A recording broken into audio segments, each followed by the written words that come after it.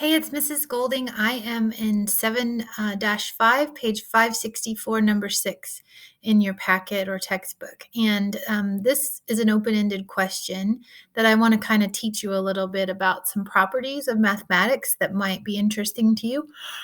Okay, when solving an equation, why is it necessary to perform the same operation on each side of the equal sign? So I'm going to show you using this model. This is it's a tape diagram basically, and I wanted to show you kind of this idea of equality. So here's the general concept, is that each piece of tape is equal.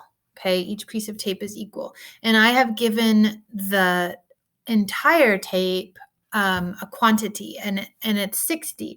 I'm going to narrow that down, and I'm going to say it's 60 inches, okay, just to make this a little more understandable. Now, some of you might actually be 60 inches tall, and that is equivalent to 1, 2, 3, 4, 5 feet. Now, each foot is 12 inches, right? So I could put here 12 times 5 is also equal to 60, right? Well, another way that I could say that is I could say that's the same as 24 plus what?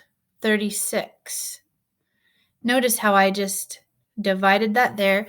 So I could make an equation, and I could say 24 plus 36 is equal to 60, right? I could say 12 times 5 is equal to 60. I could say 60 is equal to 12 plus 12 plus 12 plus 12 plus 12. So all of those are exactly the same. Now, if I look at this in this manner, could I also say this? 60 is equal to 12 times 5. Yes, we did that. 12 times 5 then is also equal to 6 times 10. Is that true? It is, because 6 times 10 is 60, 12 times 5 is 60. Those are equivalent to each other. And then I could say, therefore, 6 times 10 must be equal to 60, right? So we kind of made that. We just worked through a bunch of properties of mathematics. The symmetric property says A plus B is equal to B plus A. That's just saying 60 is equal to 12 times 5, and 12 times 5 is equal to 60, right? The symmetric property, I'm sorry, that was the symmetric property. The reflexive property is more saying A is equal to A. So 60 is equal to 12 times 5. This right here is the transitive property. If 60 is equal to 12 times 5, 12 times 5 is equal to 6 times 10. 6 times 10 must be equal to 60.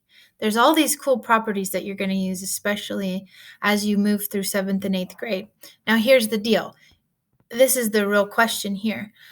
I have to maintain equality, right? But what if I all of a sudden add 2 to the 60? Imagine it getting 2 inches bigger, right?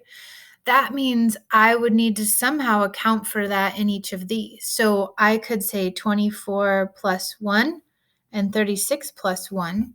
So I could say 36 plus 1 plus 24 plus 1 is equal to 60 plus 2. But I have to maintain that equality. I have to, whatever I add or subtract, again, I could subtract 60 minus 3. I would have to account for, you know what, let's make it fun. Let's make it subtract 5, right? And then it's going to work out kind of cool. Minus 5. 60 minus 5, you know that's 55, right? But what if I took 1 away from each of these? Minus 1, minus 1, minus 1, minus 1.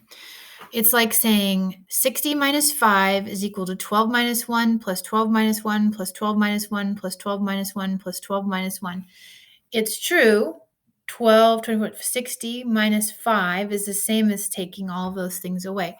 I have to maintain that equality on both sides of the equation. I do that with addition, subtraction, multiplication, division, and even some other operations. Hope that helped you.